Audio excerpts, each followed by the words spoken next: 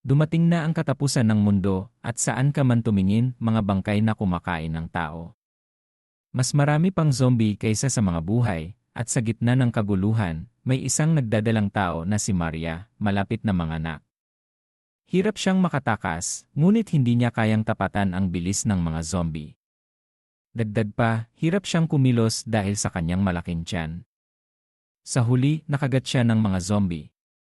Sinikap niyang tumakbo at sumandal sa isang pader. Ang sakit mula sa kanyang sugat ay kumalat sa buo niyang katawan, at unti-unti siyang nawawalan ng katinuan. Ngunit sa sandaling iyon, sumakit din ang kanyang tiyan. Sinabi ng pakiramdam ng isang ina na malapit na siyang manganak sa gitna ng kaguluhan. Hindi tumigil ang kanyang pagluha dahil sa sakit na nararamdaman sa kanyang kamay at tiyan. Ngunit dahil sa kanyang malakas na pagmamahal bilang isang ina, nilabanan niya ang sakit upang maipanganak ang kanyang anak ng ligtas.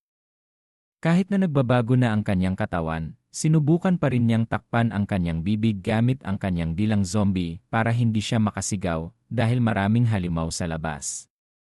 Kung marinig siya, mapapahamak silang mag-ina. Halos tuluyan nang nagbago ang kanyang katawan, ngunit patuloy pa rin siyang nagdarasal sa Diyos na mahabag sa kanyang anak. Pagkatapos, matagumpay niyang naipanganak ang isang sanggol na babae sa gitna ng hirap. Pagkalipas ng 7 taon, gulo pa rin ang mundo dahil sa paglaganap ng mga zombie. Ngunit sa loob ng isang maliit na apartment, may isang bata na naglalaro ng taguan kasama ang kanyang ina. Ngunit ang problema, ang kanyang ina ay isang zombie. Sa unang tingin, akalain ng mga tao na inaatake ng zombie ang bata. Ngunit sa halip, tumawa ang bata nang malakas nang mahuli siya ng zombie.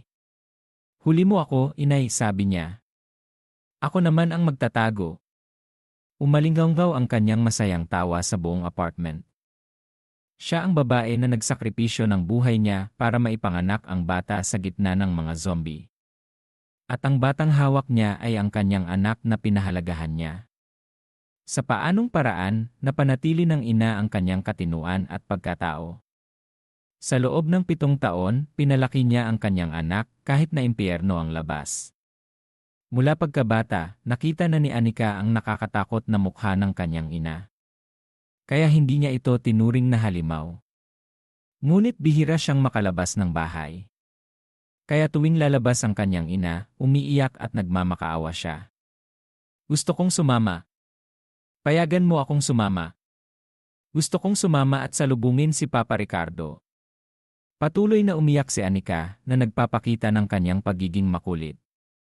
Nag-alala ang inang zombie. "Anika, maririnig tayo ng mga halimaw." Alam ni Anika na walang mangyayari kung magmamakaawa siya, kaya yumuko siya at pinigilan ang kanyang luha. Nang makita ng ina ang hitsura ng kanyang anak, nag-alala siya. Ngunit hindi niya ito maaaring payagan na lumabas. Dahil isa na siyang zombie, hindi siya makapagsalita. Nakikipag-usap lamang sila sa pamamagitan ng mga simpleng simbolo na isinusulat sa palad. "Paumanhin, Anika. Dadalhin ni inay si Papa Ricardo pauwi. Pangako yan." "Babawi ka ba agad?" tanong ni Anika. Tumango ang kanyang ina. Lumabas ang ina at nagsimulang manghuli. Dahil isa siyang zombie na may katinuan, mas matalino siya kaysa sa mga kapwa niya zombie. Nagagamit niya ang kanyang mga kakayahan bilang isang zombie ng maayos. Kaya hindi siya kayang talunin ng karamihan sa mga halimaw sa labas. Ngayon, ang unang napatay ng ina ni Anika ay isang malaking zombie na may malaking bibig. Nang halos hindi na ito makagalaw, umupo siya at nagsimulang kumain. Ang lasa nito ay medyo nakakadiri, ngunit dahil isa siyang zombie, wala siyang masyadong pagpipilian. Kailangan lang niyang busugin ang kanyang sarili. Katatapos lamang kumain ng ina ni Anika nang marinig niya ang putok ng baril malapit sa kanya. Nang tumingala siya, nakita niya ang 2 lalaking nakaligtas na humaharap sa isang grupo ng mga zombie. Ang isang lalaki na may mahabang buhok ay may hawak na malaking flashlight, at ang isa naman ay may baril. Hindi sila makakagalaw kapag tinutukan natin sila ng ilaw. Kaya huwag sayangin ang bala natin, sabi ng lalaki. Ngunit napakaraming zombie dito. Wala akong pakialam. Kailangan mong lumaban hanggang umaga. Muling umalingaw-ngaw ang putok ng baril. Napakunot ang noo ng ina ni Anika. Matagal nang naging kabisera ng mga zombie ang lugar na ito. Hindi niya alam kung bakit narito ang mga nakaligtas. Hindi rin niya alam kung ano ang ginagawa nila dito sa ganitong oras. Ngunit sigurado siyang hindi alam ng dalawa na ang flashlight at ang putok ng baril ay lalo lamang magpapagalit sa mga halimaw. Ngunit naramdaman ng ina ni Anika na wala siyang pakialam sa kanila. Kung lumapit siya, baka barilin pa siya. Ngunit nang papalayo na ang ina ni Anika, nakita niya ang bag sa likod ng lalaki na mahaba ang buhok. Dahil dito, napilitan siyang kumilos. Hindi nasaktan ng flashlight ang ina ni Anika. Nagamit niya ang kanyang mga kakayahan upang sirain ang flashlight. Mabilis niyang pinabagsak ang lalaking malaki ang katawan. Nakita ng lalaki na maikli ang buhok na nagkakagulo na. Kinuha niya ang baril ng kanyang kaibigan at itinutok sa ina ni Anika. Ngunit masyadong madilim sa paligid kaya hindi niya sigurado kung nakatutok ba siya ng tama. Nakita niya na papalapit na ang zombie at iba ito sa mga nakita niya. Hindi niya mapigilang manginig. Natakot siya kaya umiyak siya. Siya ang nanalo dahil sa 7 taong karanasan sa impyerno. Kinuha niya ang bag sa balikat ng lalaki na mahaba ang buhok at nagsimula ng umalis. Hindi kalayuan, may isa pang lalaking nakaligtas. Mukhang pagod na siya. Wala siyang mga suplay at wala ring armas. Ang tanging bagay na ipinangtatanggol niya ay ang batong hawak niya. Naghahanap sana ng mapagtataguan ang lalaki. Ngunit biglang lumitaw ang ina ni Anika. Tumutok ang kanyang mga tentacles sa lalaki, ngunit huminto ang mga ito ng 1 sentimetro bago ang kanyang lalamunan. Huminga ng malalim ang lalaki dahil sa takot. Nagulat siya nang yakapin siya ng ina ni Anika. Mahal ko, ikaw ba yan? Sa wakas, nahanap din kita, Ricardo. Salamat at dumating ka. Natagpuan mo pa ang aking bag, nag-alala ako nang ninakaw ito sa akin. Tara na, umuwi na tayo, Ricardo. Ang dahilan kung bakit inatake ng ina ni Anika ang dalawang lalaki ay dahil nakita niya na ang bag na dala ng lalaki na mahaba ang buhok ay pag-aari ng kanyang asawa. Uwi na tayo, Ricardo. Hindi na pinatay ng ina ni Anika ang lalaki na mahaba ang buhok. Matapos niyang mabawi ang bag, mabilis siyang umalis at iniwan silang mamatay sa mga halimaw. Hindi pa rin gising ang kasama nito. Wala siyang flashlight at wala ring baril. Sa huli, hindi siya nakataka sa mga zombie na nakapaligid sa kanya. Nang matagpuan ni Ricardo ang ina ni Anika sa ganitong kalagayan, naalala niya ang unang pagkakataon na nagkita sila 7 taon na ang nakalipas. Nang araw na yon, naangaso siya na may mabigat na bag sa kanyang balikat. Maswerte siya nang makakita siya ng flashlight na gumagana pa. Naramdaman ni Ricardo na swerte siya ngayon, kaya naglakas loob siyang pumasok palalo. Pumasok si Ricardo sa isang abandonadong gusali dahil nakakita siya ng kaunting ilaw. Sumunod siya sa madilim na pasilyo papunta sa silid kung saan nagmumula ang ilaw, umaasa na makakakita siya ng pagkain o ibang bagay na kapaki-pakinabang. Sa huli, nakita ni Ricardo ang isang zombie na putol ang mga paa at kamay. Nakakadiri ang kanyang nakita. Siguro inatake siya ng ibang zombie. Naisip ni Ricardo na hindi na siya dapat magpatuloy dahil ang nakagawa ng ganito sa kanyang kapwa ay tiyak na hindi biro. Ngunit nang tumalikod na siya, may narinig siyang mahinang tunog. Ito ang tunog ng isang bata. Matapos mag-isip, nagpa siyang bumalik at pumasok sa silid. Hindi niya mapigilang humanga. Tulad kanina, itinutok sa kanya ang sibat. Ngunit ang halimaw na puno ng dugo na nagbabanta sa kanya ay nagpapasuso sa isang sanggol. Hindi niya ito lubos maisip dahil hindi pa siya nakakita ng zombie na may pagkatao. Iyon ang unang pagkakataon na nakilala niya ang ina ni Anika. Sa paglipas ng panahon, naging magkasintahan sila. Kaya tinatawag ni Anika na Papa Ricardo kahit na hindi sila magkadugo. Dahil kay Ricardo, mas madali na ang paghahanap ng pagkain. Ngunit madalas silang mapahamak tulad ng nangyayari ngayon. Napapaligiran na naman sila. Wala na ring baterya ang flashlight. Mahal, kaya mo ba sila? Tanong ni Ricardo sa ina ni Anika. Ngunit masyadong marami ang mga kalaban ngayon. Kahit na may 3 siyang ulo at 6 na kamay, hindi niya sila kayang ubusin. Kinuha ni Ricardo ang kanyang baril para takpan ang kanyang mahal. Ngunit tumalikod si Ricardo. Gumamit ang zombie sa ibaba ng kanyang dila para mahigpit na hawakan ang paa ni Ricardo. Buti na lang at hinila siya ng zombie para ilayo sa kanya. Mas naging mahirap ang kanilang sitwasyon dahil nakabitin na sila sa rooftop ng gusali. Ang ina ni Anika ay humahawak ng mahigpit kay Ricardo. May isang halimaw na humihila sa kanya pababa. Hindi. Mapupunit ang aking mga paa. Ano ang mga tentacles na to? Saan sila nagmula? Tiningnan ni Ricardo ang nasa ibaba habang nagsasalita. Hindi na siya nakaimik nang tingnan niya ng maigi ang humahawak sa kanya. Alam niya na hindi ito ordinaryong zombie. Sa laki pa lang, alam na niya na ito ay isang boss. At gutom na gutom ito sa dugo nang makakita ito ng buhay.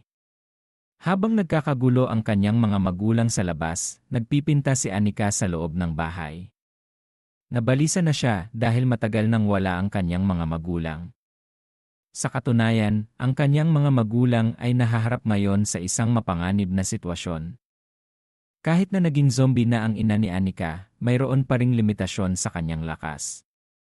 Si Ricardo naman ay malapit ng mapunit. Ang boss sa ibaba ay may napakalakas na puwersa.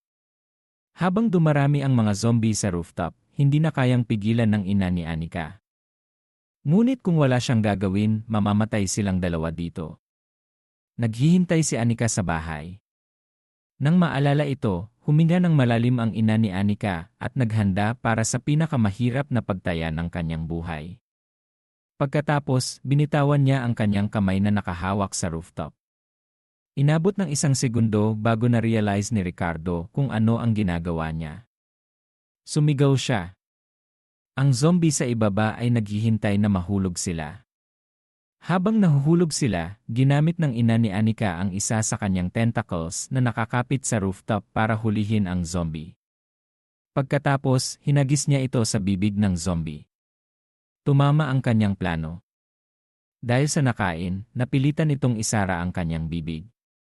Dahil dito, binitawan nito ang kanyang dila na humahawak sa paa ni Ricardo. Huminga ng malalim si Ricardo. Ngunit naroon pa rin ang panganib. Nakita ng ina ni Anika na nagtagumpay ang kanyang plano, kaya napuno siya ng sigla. Ngayon, kailangan lang nilang dumikit sa lupa at harapin ang mga natitira para maprotektahan si Ricardo. Biglang niyakap ni Ricardo ang ina ni Anika. Hindi lang siya ang may gustong gumawa nito. Gusto rin ni Ricardo na protektahan ang kanyang mahal. Mayroon siyang malaking bag, hindi siya ang dudikit sa lupa gamit ang kanyang katawan. Gusto niyang magkaroon ng maayos na paglapag ang ina ni Anika. Sa kabutihang palad, nahulog sila sa zombie na malaki ang katawan. Busy pa itong umunguya ng zombie na hinagis ng ina ni Anika kanina. Dahil dito, nagkaroon sila ng maayos na paglapag. Niyakap ni Ricardo ang ina ni Anika at gumulong sa lupa. Kahit na masakit ang kanyang katawan, hindi siya nag-aksaya ng oras. Binuhat niya ito sa kanyang balikat at nagsimulang tumakbo. Hindi sila planong patawarin ng zombie. Naging galit ang halimaw nang mahulog sila sa mukha nito. Hindi tumigil sa pag-iyak ang ina ni Anika habang nasa balikat siya ni Ricardo. Sinabihan niya ito na huwag mag-alala. Ilalapag niya ito agad. Tumakbo sila. Matapos tumakbo ng malayo, inilapag ni Ricardo ang ina ni Anika para tumakbo ito ng mag-isa. Hindi tumigil sa pag-iyak ang zombie. Pinapagalitan niya ang kanyang asawa. Ngunit hindi siya makapagsalita tulad ng mga ordinaryong tao. Baliw ka ba? Kaya ko ang aking sarili. Hindi mo ako kailangang tulungan. Akala mo ba na malakas ka? Hindi ka halimaw tulad ko. Ama ka ng aking anak. Kung masaktan ka. Ang mga salitang puno ng galit na ito ay ang naiisip ng ina ni Anika. Sa katunayan, ang mga tunog na lumalabas sa kanya ay mga ungol tulad ng mga zombie. Alam ni Ricardo na pinapagalitan siya ng kanyang asawa, ngunit hindi niya ito pinansin. Mahal, ayos ka lang ba? Wala ka bang sugat? Tanong ni Ricardo habang humihingal. Kung dumating ka sana ng mas maaga, hindi sana ito nangyari. Humihingi ako ng tawad dahil pinahirapan kita. Natigilan ang ina ni Anika. Pagkatapos, hindi na siya umiyak. Naramdaman niya na tanga ang lalaking ito. Masakit sa kanya na iligtas siya, ngunit hindi niya pinansin ang kanyang sugat dahil nag-aalala siya para sa kanya. Ngunit ayaw din niyang masaktan si Ricardo. Habang nag-iisip ang ina ni Anika kung paano makakatakas sa mga zombie sa likod nila, dinurog ng kuko ng zombie ang kanyang katawan. Nakita ng lalaki na nangyayari ito at muntik na siyang sumigaw. Mabilis na humabol ang zombie na nagmamay-ari sa kuko dahil malaki ito. Pinutol nito ang lahat ng dugo mula sa mukha ni Ricardo dahil nag-aalala siya para sa kanyang kasintahan. Sinabi ng ina ni Anika na ayos lang siya, ngunit hindi siya tumigil sa pagpapawis ng malamig. Pagkatapos mailabas ang kuko ng malaking zombie, gumamit ang isa pang zombie ng buhok para mahigpit siyang hawakan. Kung patuloy silang didikit sa kanila, hindi sila makakatakas. Inilapag ni Ricardo ang kanyang bag at nagsimulang hanapin kung mayroon siyang anumang bagay na makakatulong sa ina ni Anika. Mas lalo pang sumisigla ang mga zombie sa likod nila. Patuloy pa ring ginagamit ng ina ni Anika ang kanyang tentacle para atakehin sila, ngunit hindi pa rin sila natalo dahil masyadong marami sila. Matapos makipaglaban, sa huli, nakita ni Ricardo ang hinahanap niya. Ito ay isang granada. Agad niya itong pinugot at hinagis sa likod nila. Sumabog ang granada. Huminga ng malalim si Ricardo dahil gumagana pa rin ito. Pagkatapos, naghagis pa siya ng ilan. Sumabog ang granada sa mga zombie. Ngunit buhay pa rin ang boss at mukhang galit pa dahil sa pagsabog. Mayroon na lamang isang granada si Ricardo. Nag-abot ang ina ni Anika ng kamay. Gusto mo ba ito? Mayroon ka bang plano?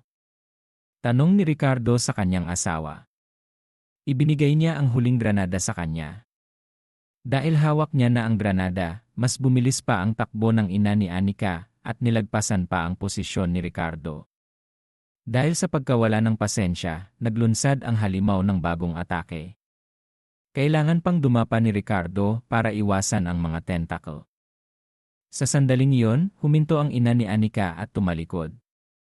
Pagkatapos, pinugot niya ang granada. Diyos ko, sigaw ni Ricardo. Anong ginagawa mo? Hindi ito gagana sa ganoong kalayo. Akala ni Ricardo na aksayahin ng ina ni Anika ang huling granada. Ngunit ginawa niya itong bola at sinipa gamit ang kanyang kanang paa. Sapat ang lakas niya para bumalik ang granada sa halimaw. Akala naman ng halimaw na ito ay pagkain kaya binuka nito ang kanyang bibig. Bilang resulta, pumasok ang granada sa kanyang bibig. Sumabog ito. Dumikit ng malumanay ang ina ni Anika at tinaasan ng gitnang daliri ang halimaw. Hindi nawawala ang kanyang pagiging mataray. Tumingin si Ricardo sa zombie na sumabog. Pagkatapos, itinutok niya ang dalawa niyang hinlalaki at tumakbo papunta sa kanyang mahal. Ikaw ang aking asawa. Matapos malutas ang problema, bumalik sila sa kanilang gusali. Bago pumasok sa bahay, hindi nila nakalimutang ayusin ang kanilang mga sarili para hindi magpakita kay Anika sa ganitong kalagayan. Pagkabukas ng pinto, sumigaw si Ricardo. Nandito na kami. Anak kong mahal. Kahit na hindi sila magkadugo, mahal ni Ricardo ang bata. Narinig ni Anika ang boses ng kanyang ama kaya tumalon siya sa tuwa at tumakbo papunta sa pinto. Ricardo, nakuha ko na ang takdang aralin ko. Tulad ng dati, kiniskis ng dalawa ang kanilang pisngi para magbasyan. Ipinagmalaki ni Anika ang kanyang sarili dahil naging mabait siya sa bahay at nag-aral siya ng mabuti. Natuwa si Ricardo. Pagkatapos, kinuha niya ang tsokolate mula sa kanyang bulsa bilang gantimpala sa kanyang anak.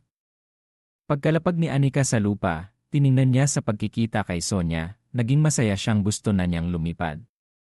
Oh, ikaw ang pinakamagaling na ama sa mundo. Mahal na mahal kita. Si inay ay masaya rin sa kanilang dalawa. Kahit na mahirap ang buhay, palagi siyang puno ng enerhiya kapag nakikita niya ang ngiti ng kanyang anak na si Anika. Kaya nangako siya na poprotektahan niya ang kanyang mahal na pamilya. Naging mas masarap ang kanilang hapunan. Dahil magkasama sila, mas masaya si Anika. Ngumingiti siyang malawak na nagpapakita ng kanyang mga umbok ng ngipin. Kumain si Anika at sinubukan niyang pakainin ang kanyang ina, ngunit nag-aalangan ang ina. Ipinaliwanag ni Ricardo, busog na ang iyong ina, anak. Ha? Pero hindi pa kumakain si inay. Nakita siya ni Ricardo kumakain kanina, ngunit paano siya kumain? Hindi pa niya nakitang kumain ang kanyang ina. Hindi nila maipaliwanag sa kanilang anak na isa siyang halimaw na nagpuno ng kanyang tiyan sa laman ng iba. Nang makita niya ang mapagmahal at inosenteng mga mata ng kanyang anak, isinulat niya sa palad nito, busog na si inay. Huwag kang mag-alala. Kumain ka. Malungkot na binitawan ni Anika ang kamay ng kanyang ina at sinimulang kumain. Nag-iisip siya kung ano kaya ang kinain ng kanyang ina para maging busog. Para maalis ang kanyang pagdududa, patuloy na nagdala si Anika ng pagkain sa kanyang ina. Sa unang araw, nagdala siya ng biskwit.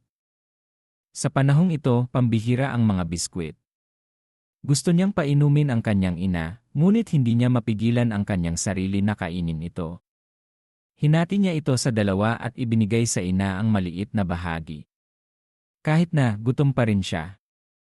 Ipinaliwanag ng kanyang ina, hindi ko gusto ang mga ganitong bagay. Kainin mo na yan. Naghintay na lang siya sabihin yon, kaya kinain niya ang mga biskwit at nakalimutan niya ang dahilan kung bakit niya ito dinala. Sa sumunod na araw, dinalhan niya siya ng noodles. Sa sumunod na araw, nagdala siya ng cake. Dahil sa patuloy na istorbo ng kanyang anak, nagalit ang ina. Sumigaw siya at hinawakan ang kamay ng kanyang anak at patuloy na sumulat doon. Huwag mo akong istorbohin. Hindi mo ba nakikitang naglilinis ako? Sinabi ko na sa iyo na ayaw ko. Bakit mo ako ginaganito? Hayaan mo na ako. Natakot si Anika at umiyak. Sabi niya, hindi iyon ang ibig kong sabihin. Nag-aalala lang ako para sa iyo.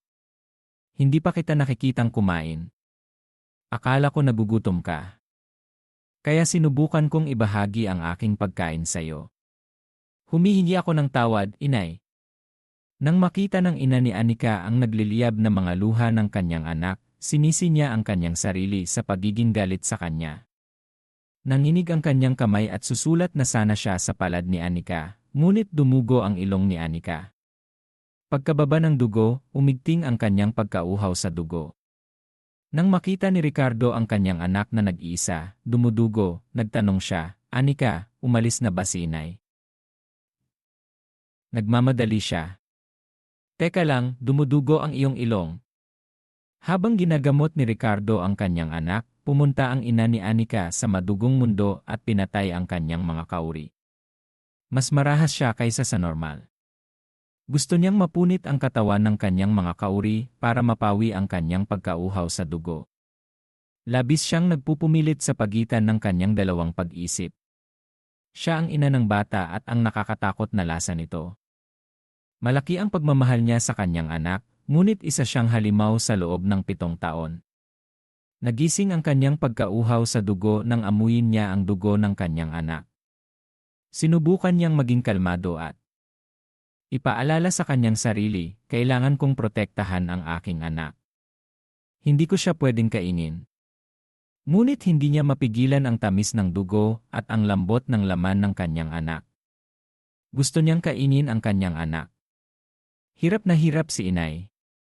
Naramdaman niya na sasabog ang kanyang ulo. Sa hating gabi, kumalma na siya at nakauwi. Dahil sa nangyari, kinailangan niyang maging mas maingat mula ngayon, kahit nasa harap ng kanyang anak. Matulog ka ng mahimbing, Anika. Poprotektahan kita. Matapos ang mapayapang gabi, gumising ng maaga si Ricardo para maghanda para sa kanyang pangangaso. Umaasa siya na makakakita siya ng isang bagay na kapaki-pakinabang. Bago umalis, sinabi niya sa kanyang anak na huwag istorbohin ang kanyang ina dahil kailangan niyang matulog sa araw. Pagkasara niya ng pinto, umiti si Anika. Matagal na siyang nagpaplano na lumabas at ngayon ang perpektong oras. Umuwi na si Ricardo at natutulog pa rin ang kanyang ina. Nagdala si Anika ng maliit na bag, sandok at masiglang umalis ng bahay. Hindi siya natatakot sa mapaminsalang kapaligiran. Masigla siyang naglakad at nagsimulang siya sa atin ang mga bagay. Ginaya niya ang kanyang ama at gusto niyang maghanap ng masasarap na pagkain. Masigla siyang naghukay at kumita. Nahanap niya ang 3 candy. Nagsimula siyang isipin ang masayang pamilya. Kailangan niya itong ibigay sa kanyang mga magulang at pupurihin siya nila. Sa isipin iyon, umiti siyang malawak. Tama.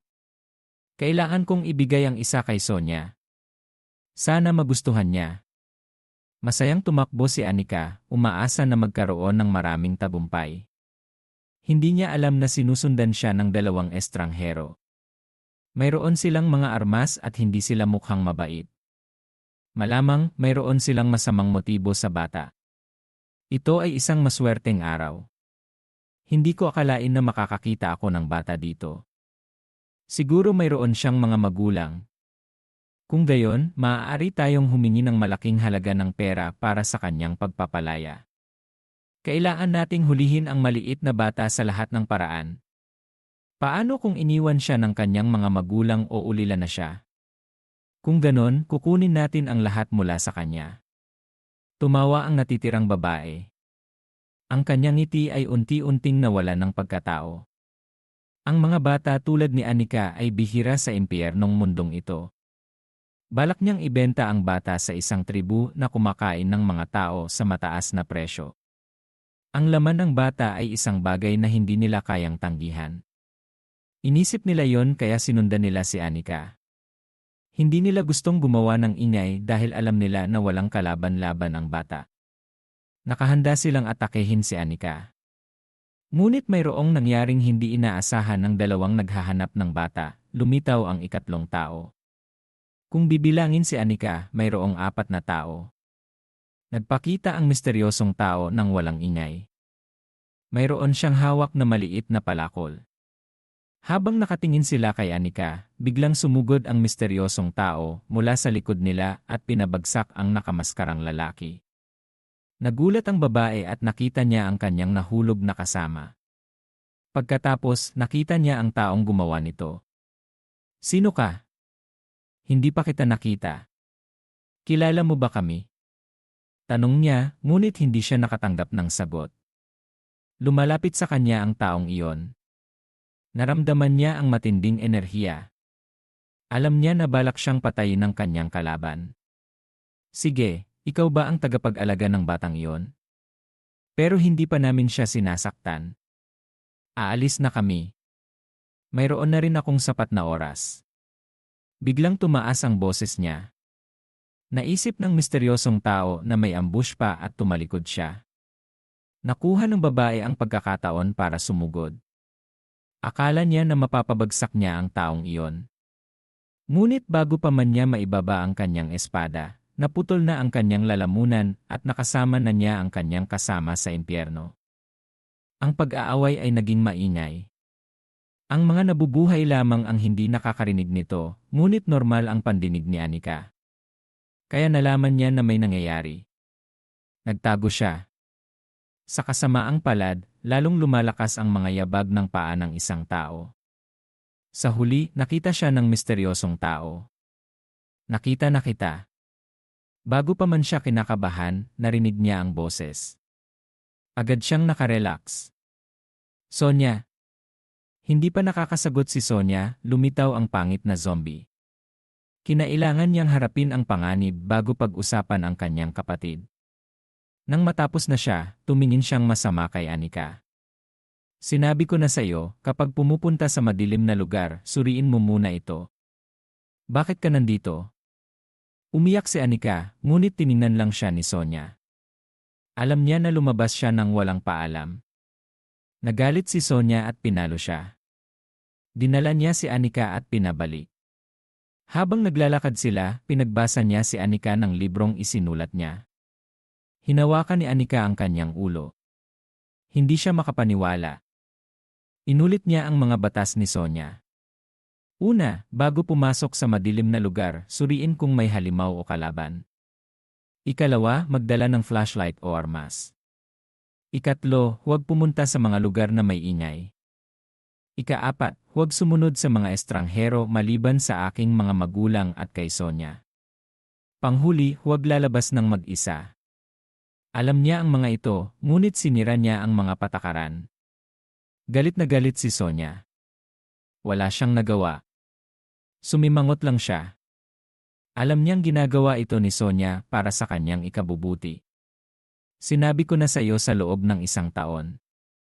Sundin mo ang mga patakarang ito hanggang sa mas tumanda ka. Kung hindi, mapapasok ka sa gulo kung may sumunod sa iyo. Huwag mo na yung ulitin. Kung hindi. Nanginginig na sumagot si Anika at pinutol ang sinasabi ni Sonia. Anong sinasabi mo? Dinura ni Anika ang kanyang laway. Nakakatakot ang galit ni Sonia sa kanya. Kahit na nanginginig ang kanyang kamay, sinubukan niyang ipaliwanag ang kanyang ginawa. Alam ko ang lugar na ito. Hindi na mangyayari.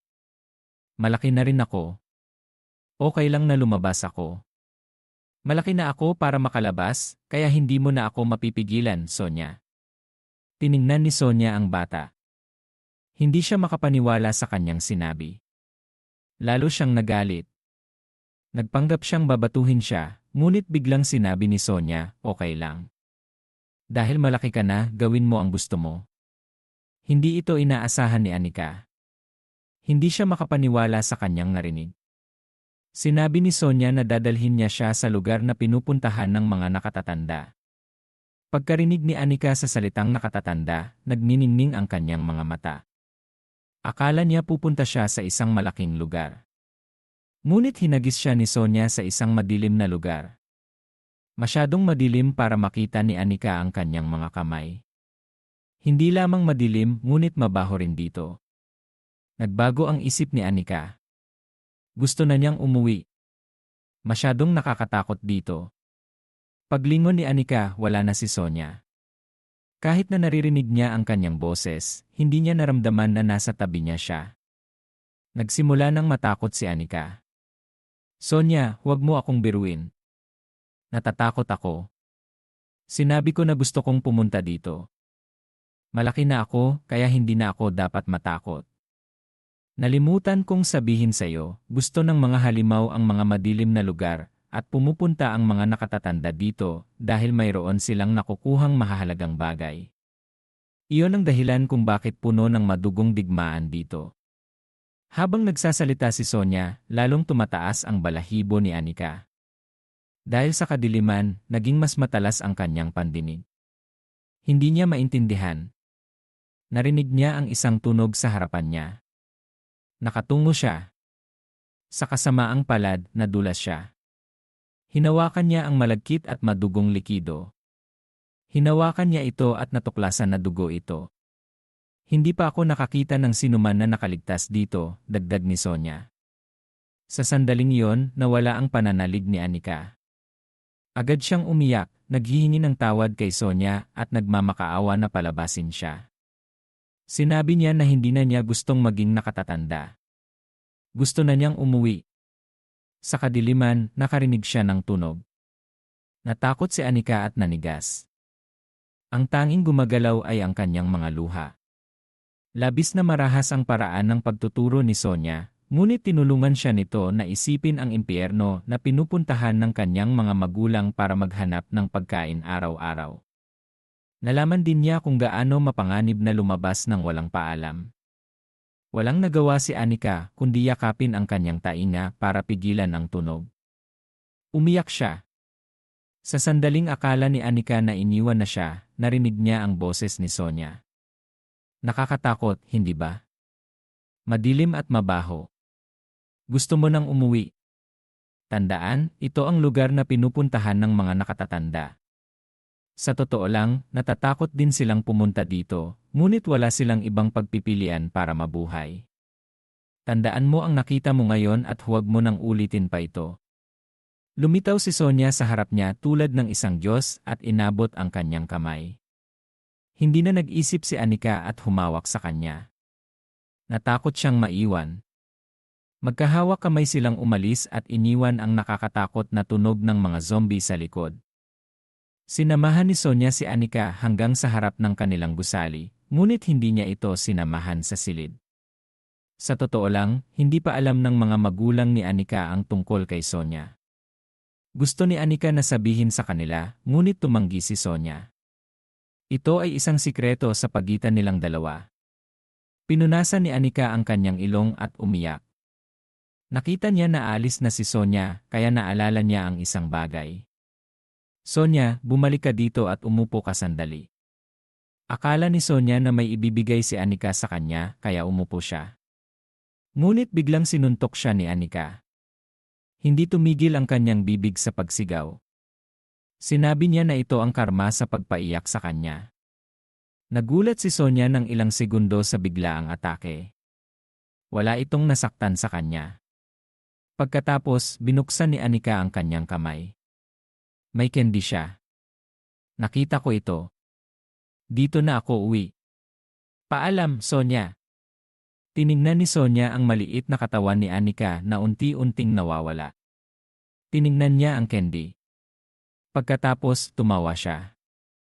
Mas malakas ang kanyang suntok kaysa sa aking inakala. Sa tingin ko, ang batang ito ay magiging isang malakas na babae sa loob ng ilang taon. Bumalik si Anika sa harap ng kanyang bahay. Sinubukan niyang umakyat para mahawakan ang pinto. Bigla siyang nakaramdam ng kakaiba. Bakit ganito ang aking daliri? Ang relasyon ni Anika at Sonia ay nagsimula sa taglamig. Nakita nila si Sonia na nakaupo sa sulok. Masyado siyang pagod at hindi na siya makagalaw. Nababalutan ng snow ang kanyang ulo at balikat. Alam ni Anika na hindi siya dapat makipag-usap sa mga estranghero. Higit pa rito, labis na kahabag-habag si Sonia. Hindi niya mapigilan ang sarili kaya tinanong niya si Sonia. Ngunit galit si Sonia. Ayaw niya na magtagal si Anika. Hindi niya alam na makikilala niya ang isang bata na hindi nakikinig. Kahit na pinalayas siya ni Sonia, nanatili si Anika. Hinawakan pa niya ang mga pulang kamay ni Sonia at pinainit niya. Hindi matiis ni Sonia na maging mapagpasensya. Handa siyang itapon si Anika kahit kailan. Ngunit itinaas ni Anika ang madugong kamay at inilagay sa kanyang pisngi. Ang kanyang ngiti ay hindi maitago.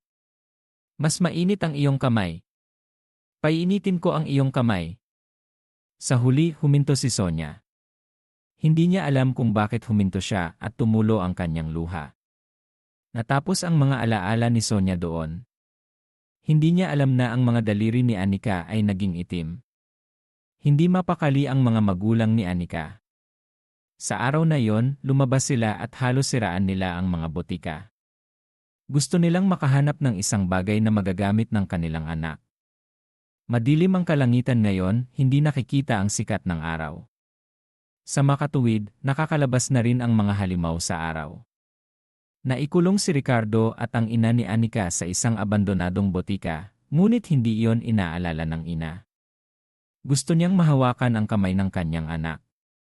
Gusto sanang hayaan ni Ricardo na magpahinga ang kanyang asawa. Ngunit kapag binabanggit niya ang salitang pahinga, nanginginig ang ina ni Anika. Paano ko magagawa yon?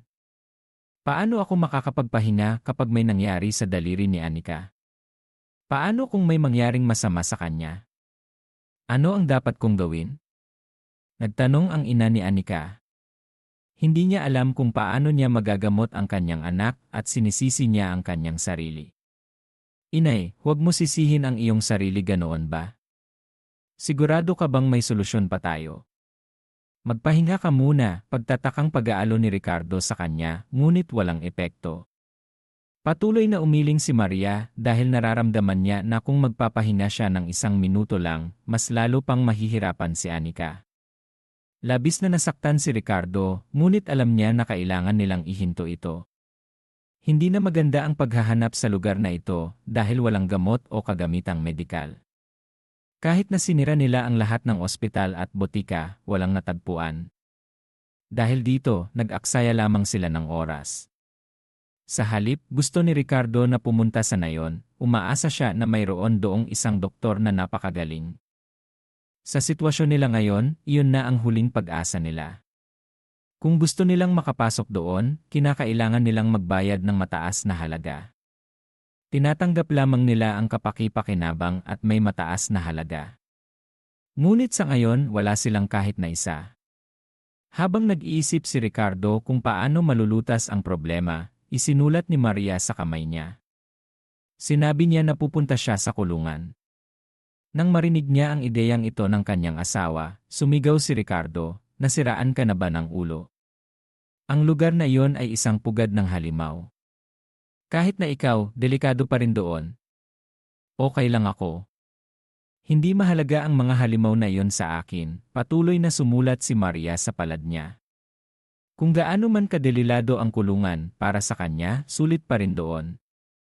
Dahil nakahiwalay ang mga zombie sa nayon. Kaya buo pa rin ang mga gamit doon.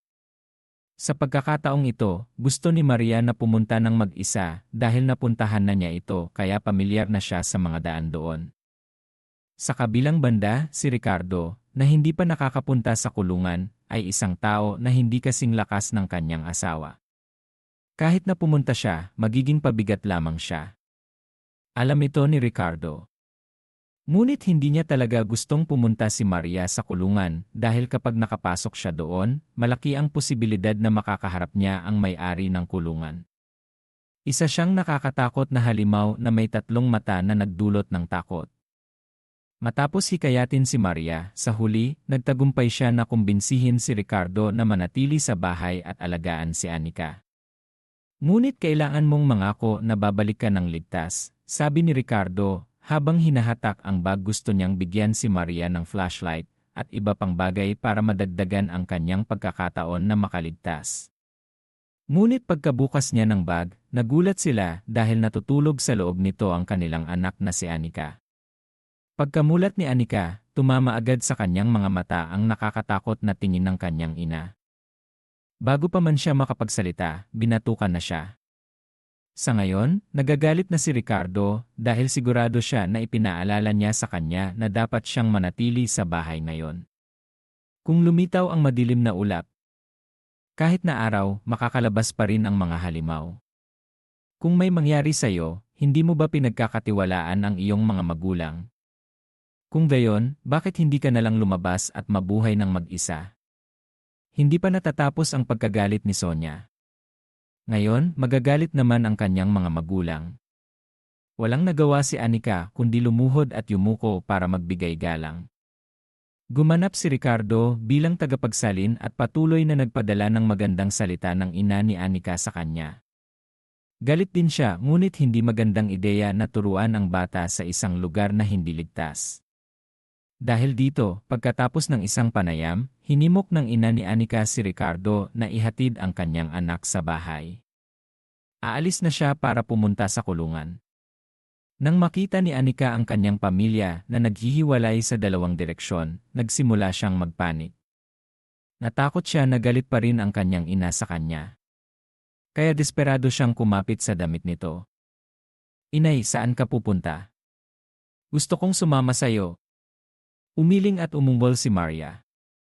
Agad na tumakbo si Ricardo para hilahin ang kanyang anak, ngunit mas dikit ang batang ito. Siguro pagkatapos maturuan ni Sonia, lubos niyang napagtanto kung gaano kadelikado ang pinupuntahan ng kanyang ina, at ang pinakamahalaga, pumunta ang kanyang ina doon dahil sa kanya. Hindi gusto ni Anika na isugal ng kanyang ina ang kanyang buhay para sa kanya. Gusto niya na umuwi na lang sila at magsama-sama para kumain. Dahil alam niya na makulit ang kanyang anak, hindi siya nagtagal. Natakot siyang umiyak siya at maghiwalay. Nang umalis siya, umiyak ng malakas si Anika. Kung hindi siya pinipigilan ni Ricardo, sigurado na hahabulin niya ang kanyang ina. Alam mo kung gaano kalakas si inay, kaya huwag kang mag-alala. Babalik siya agad sa atin, pagpapakalma ni Ricardo sa kanyang anak. Ngunit kailangan pumunta si inay doon dahil sa akin. Ayaw kong mapanganib si inay. Magtiwala ka sa kanya. Babalik agad siya sa atin. Ngayon, umuwi na tayo. Gusto sanang ihatid ni Ricardo ang kanyang anak sa bahay, ngunit biglang sumakit ang kanyang tiyan. Walang magagawa si Ricardo kundi sabihan ang kanyang anak na tumayo lang doon. Ngunit hindi niya alam na pagkaalis niya, nawala agad ang kanyang anak. Patuloy na inalala ni Anika ang madilim na lugar na pinaranas ni Sonia sa kanya. Hindi niya gusto na mahirapan ang kanyang ina. Sa kabilang banda, nahihirapan din ang kanyang ina. Ang imahe ng kanyang anak na nakakapit sa kanyang damit at humihingi sa kanya na huwag siyang iwanan ay paulit-ulit na nagpapakita sa kanyang isipan. Hindi niya maalis ito. Nakisalamuha si Maria sa mga halimaw, ngunit dahil isa siya sa kanila, hindi niya sila pinagalit. Dapat sana, nagawa niya ito nang walang problema para makapunta sa kulungan. Ngunit biglang nagtipon ng atensyon ng mga zombie sa isang direksyon. Instintibong lumingon si Maria at nakita niya ang isang kahon na may dalawang maliit na butas sa gilid na nasa likod niya. Ang bango. Pagkain ba ito? Nag-usap ang mga halimaw sa pamamagitan ng wika na nauunawaan lamang ng mga halimaw. Alam ni Maria na may nangyayaring hindi maganda. Sa sandaling iyon, nagsimulang umungol ang kahon na nagpapanggap na isang halimaw. Matapos kumpirmahin na may laman itong sariwang laman, sinugod ng mga zombie ang kahon at gustong sirain ito. Ngunit nang sirain nila ang kahon, nakita nila ang mga piraso ng papel na nakakalat. Nasa loob doon si Anika. Binuhat siya ng kanyang ina, nakabalot sa kanya. Nakatayo siya sa gitna ng mga halimaw. Ang kanyang plano na pumunta sa kulungan ay agad na isinantabi. Dahil ngayon, kailangan niyang takasan kasama ang batang ito ang mga halimaw. Anika, kailan mo ba ako titigilan? Bakit mo ako sinundan? Alam mo na napakadelikado sa labas. Habang lumalaban, sinabi niya kay Anika na manatiling ligtas. Kahit na, hindi niya hahayaan na masaktan ang kanyang anak kahit kaunti. Tila naaawa ang Diyos sa inang ito. Bilang ebidensya, habang siya ay humihina, dahan-dahang gumalaw ang madilim na ulap.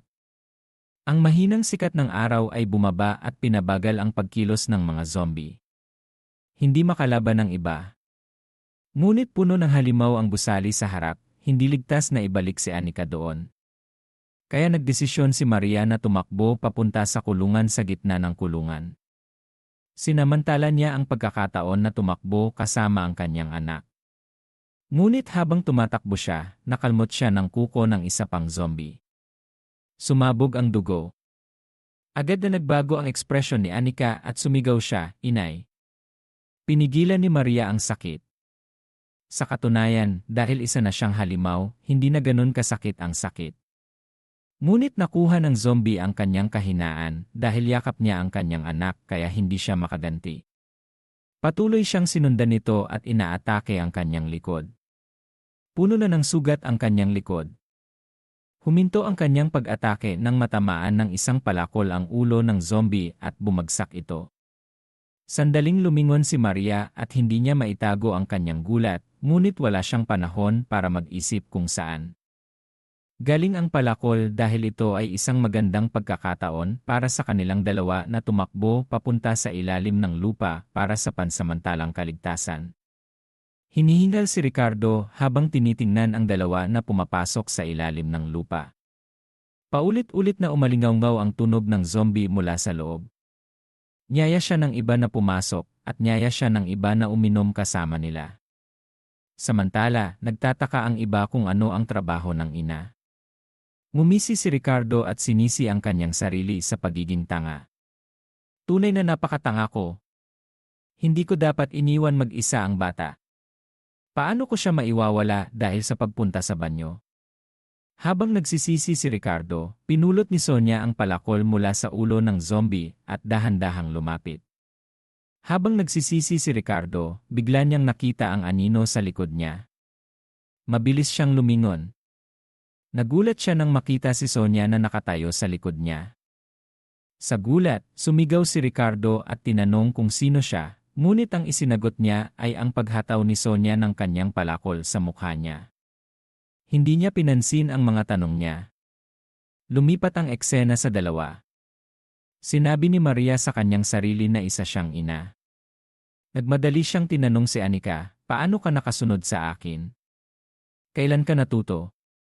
Hinawakan niya ang mga kamay ng kanyang anak at gumuhit sa kanyang kamay. Inutusan kita na manatili kasama ang iyong ama. Ni hindi pa gumagaling ang iyong karamdaman. Alam mo ba kung gaano ako nag-aalala para sa'yo? Kung gagawin mo ulit ito, mapapasok ka sa gulo. Sinubukan niyang iparating kay Anika ang kanyang iniisip. Biglang, huminto si Maria nang makita niya na hinawakan siya ng kanyang anak sa kamay at isinulat ito sa kanyang palad. Natatakot ako. Agad na naguluhan si Maria at nagtaka kung bakit niya ito sinabi. Ayaw kong makita kang nasasaktan. Natatakot ako. Kahit na hindi mo sinasabi sa akin, alam ko na ginagawa niyo ni Papa ang lahat para sa akin. Dito, naalala ni Anika ang mga araw bago niya makita ang kanyang mga magulang na nasusugatan. Sinusubukan nilang gamutin ang isa't isa. Manginginig si Anika habang nagsusulat. Alam ko na nasasaktan ka. Ayaw kong maghirap ka, inay. Hayaan mo akong tulungan ka kapag nasasaktan ka. Mula noon, tumulo ang luha ni Anika. Tiningnan siya ni Maria nang may gulat. Pagkatapos, napabuntong hininga siya. Niyakap siya. Tanga ka. Matapos ang isang panahon, patuloy na lumapit ang mga zombie. Pumunta siya sa gitna ng maraming zombie at gumawa ng senyas. Maghintay ka lang doon. Naiintindihan mo? Pangako ko, poprotektahan kita, sabi ni Maria na may determinasyon. Hanggang sa umalis tayo dito, tumayo si Maria sa gitna ng mga zombie, sinusubukang itago ang kanyang anak. Sa totoo lang, nakabalot si Anika sa kanyang mga damit.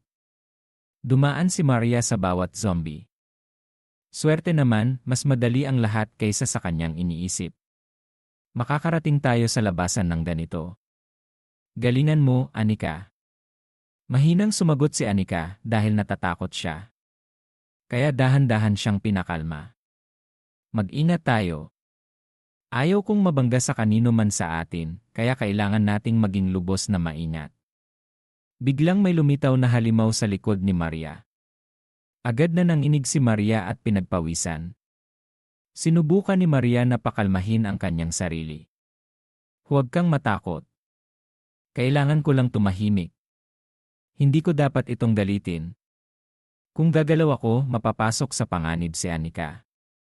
Dahan-dahang pumasok ang kakaibang itim na string sa kanyang hita. Nagpabalot ito sa malaking tiyan na naglalaman ng bata sa loob. Ipinakita ng mga mata ni Maria ang kanyang tensyon nang maramdaman niya ang dila ng halimaw sa kanyang likod. Sinabi niya sa kanyang sarili na hindi siya tutugon sa nilalang. Dahan-dahang inalis ang dila ng halimaw.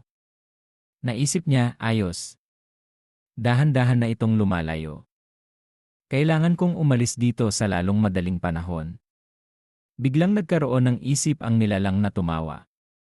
Wala rin saysay ang iyong pagsisikap. Pagkarinig niya nito, tumalon ang puso ni Maria. Mabilis siyang lumingon para tumingin ngunit nakita niya ang mga walang isip na zombie. Naguluhan si Maria. Nawala na. Kailan? Anong klaseng bagay yon? Tiningnan niya ang paligid. Paano ito nawala sa isang iglap? Ano ba ang nangyayari? Hindi, kailangan kong kumalma. Umalis na ito. Kaya kailangan kong pagtuunan ng pansin ang paglabas. Tiningnan niya ang labasan. Sa sandaling iyon, nakita ni Maria ang isang malaking kamay na tumama sa kanyang mukha. Nagtataka siyang tumingala. Hindi niya maintindihan kung anong nangyayari. Pagkatapos, hinampas ng kamay si Maria. Mabilis na nakailag si Maria. Sinuri niya ito, hindi niya maintindihan kung ano ang nangyari. Hindi nagtatapos doon, kinuha ng malaking kamay ang maraming zombie nang sabay-sabay sa kadiliman. Pagkatapos ay nalaman niya na ito ang may-ari ng ilalim ng lupa. Agad na lumitaw ang isa pang kamay at sumugod. Nang mapansin ang panganib, sumama si Maria sa mga zombie at tumakbo. Nakakainis. Dahil sa mga halimaw na ito, mahirap masyadong gumalaw. Kailangan kong umalis dito. Nang mabilis, nag-aalala siya na yakapin ang kanyang anak sa loob ng damit. Hindi maaari, Anika.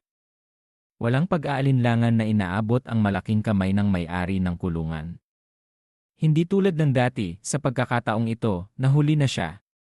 Hindi nagtatapos doon, napatalsik si Anika at nahiwalay siya sa kanyang ina. Nang mapagtanto niya ito, agad siyang tumingin sa kung nasaan ang kanyang ina. Ang damdaming pagiging ina ay palaging lumalampas sa lahat ng paghihirap. Bagaman nahihirapan si Maria sa malaking kamay, sinubukan pa rin niyang iparating sa kanyang anak, Anika. Makinig sa iyong ina. Hindi niya mapigilan ang kanyang luha. Sa huli, sinabi ni Maria kay Anika na tumakbo. Umiiyak si Anika. Hindi siya kayang iwanan, ngunit kinailangan niya na makinig sa kanyang ina at lumingon. Umiiyak si Anika habang tumatakbo papunta sa liwanag. Sa loob ng kadiliman, nagniningning ang mata ng demonyo ng may-ari ng kulungan. Pinisil niya ang mga zombie na nasa kanyang palad kahit na naghihirap sila. Sinubukan ni Maria na makaalis. Sinubukan niya ng husto na puno na ang kanyang mga kamay ng ugat. Ipinakita ni Maria ang kanyang matutulis na ngipin. Ang kanyang mukha ay puno ng pawis. Sinubukan niya na ilagay ang kanyang lakas sa kanyang kamay. Ang kanyang mukha ay puno ng galit. Sinigawan niya ang demonyo, bakit hindi mo ako binibitawan? Inihampas niya ang kanyang kamay sa malaking kamay ng may-ari ng kulungan. Walang ekspresyon ang mukha niya, pinakita niya ang isang gilid ng kanyang mata. Agad na binitawan ng may-ari ng kulungan ang mga zombie na kanyang nahuli. Nanginginig ang kamay ni Maria. Kailangan ko hanapin si Anika. Kalmado siyang lumapag ng malumanay sa lupa. Mabilis na tumakbo si Maria para hanapin siya. Umaasa siya na ligtas si Anika sa ibang lugar. Nakahiga ang patay na katawan sa lupa. Isang payat na paa ang dahan-dahang tumawid. Tumawid siya sa dalawang nakahigang katawan. Hindi sila pinansin ng may-ari ng kulungan. Sa ngayon, naaalala niya ang kanyang anak. Nagniningning ang isang mata ng may-ari ng kulungan. Umuulit lamang siya, nasaan ka na? Sa ngayon, sa ibang lugar, sinubukan ni Anika na tumakbo ng mabilis. Ang tanging naririnig niya ay ang kanyang mga yapak at ang hininga ng kanyang ina. Biglang may lumitaw na paa. Ito ay pag-ari ng isang higanteng zombie. Mayroon siyang mga tentacles na kumakalat sa kanyang likod. Hinabol siya ng mga ito kahit na umiiyak siya. Dahil sa pagtakbo, natapilok si Anika. Hindi niya kayang balansihin ang kanyang sarili at nahulog siya. Ipinakita ng higanteng zombie ang kanyang matutulis na ngipin na ikinatakot ni Anika. Bigla, may lumitaw na isa pang zombie at pinisil ang kanyang mukha. Ang kanyang dugo ay sumabog kahit saan. Nakita ni Anika ang lahat at natakot siya. Sa ngayon, umiyak na lang siya. Tumayo lang ang iba pang mga zombie. Ang susunod na puntirya ng zombie ay siya. Nanlaki ang mga mata ni Anika. Hindi niya kayang itago ang kanyang tensyon. Hinawakan siya nito at itinaas. Bigla siyang binitawan ng zombie. Hinawakan niya ang kanyang katawan gamit ang kanyang madugong mga kuko. Umiyak siya at umaasa na agad siyang ililigtas ng kanyang ina. Natakot siya kaya hindi niya mapigilan ang kanyang sarili. Itong masamang halimaw na ito ay humahabol sa akin. Natatakot ako. Inay! Itinaas ng zombie ang kanyang ulo. Tiningnan niya siya ng may paghamak. Binuka niya ang kanyang bibig para kainin si Anika. Ngunit biglang huminto siya. Tila naramdaman niya ang panganib. Naramdaman din ng iba pang mga zombie ang panganib kaya tumakbo sila. Naguluhan si Anika. Hindi niya maintindihan kung anong nangyayari. Huminga siya para maamoy ang paligid. Agad na tinakpan ni Anika ang kanyang ilong. Ano ang amoy na yon? Napakabaho. Ano kaya yon? Biglang may lumitaw na braso at hinila siya. Hinatak siya ni Sonia sa lupa kaya nahulog ang dalawa niyang candy. Tahimik ang paligid, naririnig lamang ang mga yapak ng paa at ang tunog ni Sonia. Gusto niyang magkaroon ng kaibigan. Sinubukan ni Anika na kunin ang kanyang mga nahulog na candy. Ngunit kinuha niya ang candy. Lumipat si Anika sa likod. Nakita niya si Sonia. Ang braso niya ay napakalaki. Tinitigan niya ang candy na kanyang ninakaw. Inilabas niya ang candy at tiningnan ng mabuti. Sonia, ibalik mo ang candy na galing sa aking mga magulang. Ako ang nakakita sa kanila. Hindi siya nagsalita at nagpatuloy lamang sa pag-amoy nito. Bigla siyang tumingin kay Anika at inilagay ang candy sa kanyang bibig. Dahil dito, tumigas si Anika. Umiyak siya. Ito ang regalo ko para sa aking mga magulang. Hindi siya pinansin ni Sonia at masayang ngumuya. Nang makita niya ito, tumakbo si Anika at sinuntok siya. Sinaktan niya si Sonia para mailabas ang candy. Gumanti si Sonia at sinaktan siya. Nagaway sila. Wala sa kanilang gustong magpatalo. Gusto ni Anika na bawiin ang kanyang candy. Hinawakan niya si Anika. Hindi siya pumayag. Sinira ni Anika ang kanyang bibig. Sinuntok siya ni Anika. Bitawan mo ako. Kunin mo ang kidlat na. Suntok ni Anika. Kahit na dumudugo ang kanyang mukha, sinubukan pa rin niyang makipaglaban sa kanya. Sinampal niya ang ulo niya. Sa sandaling ito, hindi na matiis ni Sonia kaya tumakbo siya. Namamaga ang mukha ni Anika. Ang kanyang buhok ay magulo dahil sa pag-aaway. Kahit na umiiyak siya sa sakit, masaya pa rin siya. Hindi mo ako kayang talunin. Pagmamay-ari iyon ng aking mga magulang. Ang mga zombie ay nakatayo at nanonood sa gawin ng may gulat. Humiyaw ang isa sa mga ito. Napuno ng takot ang mukha niya. Naharap kay Anika. Medyo nag-aalangan siya na lumapit. Biglang bumahin si Anika kaya agad silang tumakbo. Pinunasan niya ang kanyang ilong at tiningnan ang mga tumatakbo sa unahan. Ang mga mukha ng mga zombie ay nagpapakita ng takot na nakita nila ang demonyo. Tumulo ang sipon ni Anika pagkatapos niyang bumahin. Nakaramdam siya ng kakaibang amoy sa paligid. Sa likod niya ay si Sonia. Napagtanto niya na iyon ang amoy. Muli na naman silang nag-away. Dahil sa amoy na iyon, hindi siya natakot. Pagkatapos na magkaroon ng lakas ng loob, nagdesisyon siya na hanapin ang kanyang ina.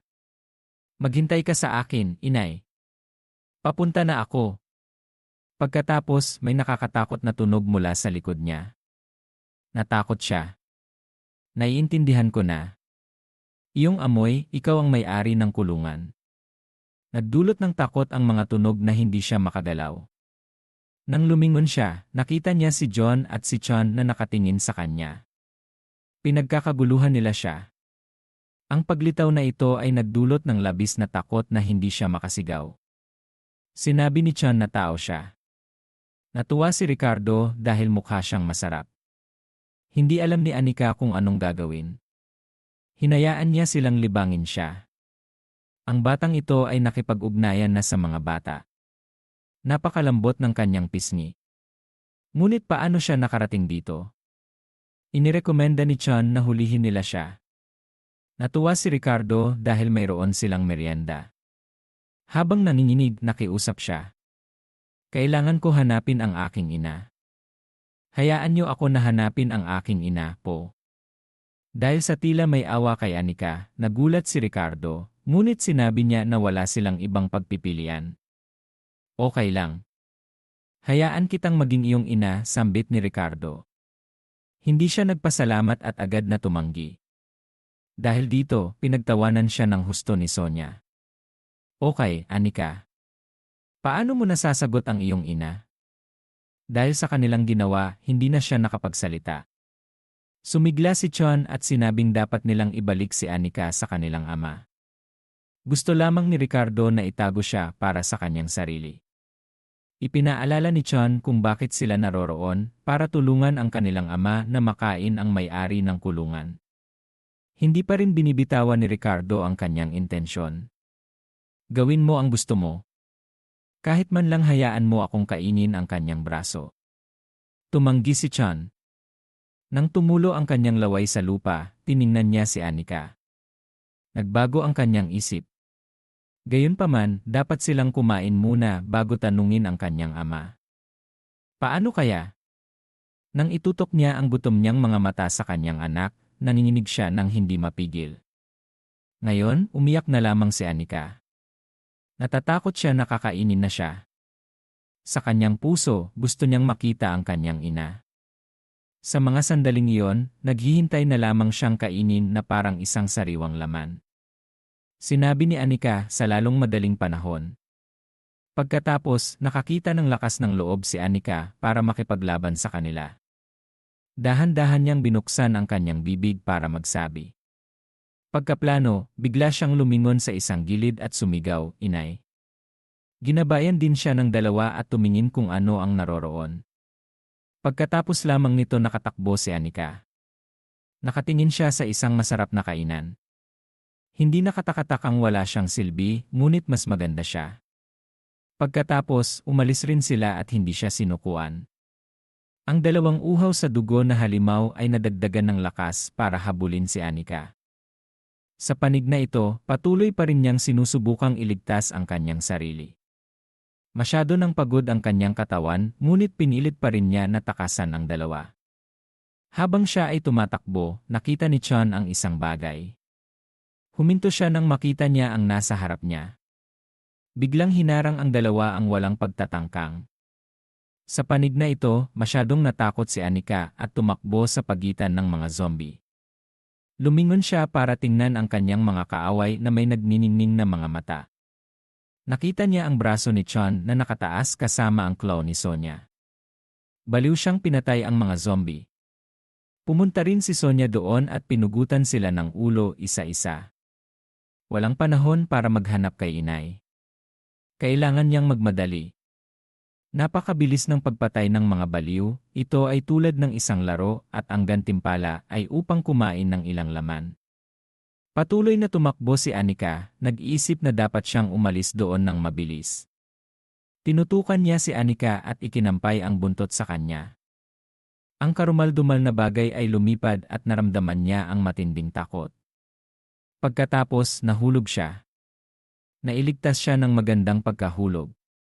Tumusok ang buntot sa zombie. Tinitigan siya ni Sonya nang may inis. Nagsisisi siya nang hindi niya nakuha si Anika. Tumakas si Anika. Pagkatapos ng ilang panahon, tumakas siya at nakarating sa isang madilim na lugar. Sumandal siya at nagpahinga. Nag-iisa si Anika, inaalala ang nakakatakot na nangyari. Tumulo na naman ang kanyang luha. Lalong lumaki ang kanyang takot. Ngunit sinubukan ni Anika na magpatuloy. Tahimik niyang tinawag ang kanyang ina, Ricardo at ang iba pa.